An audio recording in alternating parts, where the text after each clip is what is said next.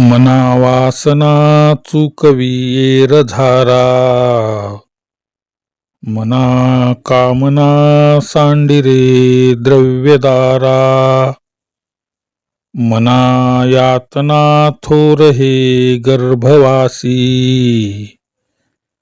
मना सज्जना भेटवी राघवासी.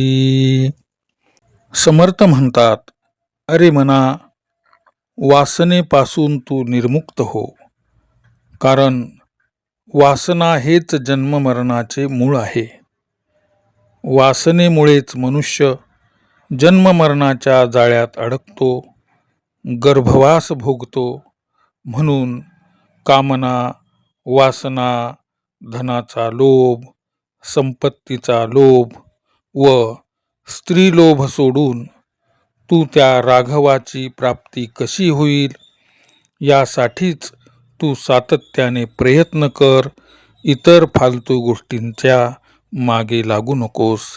जय जय रघुवीर समर्थ.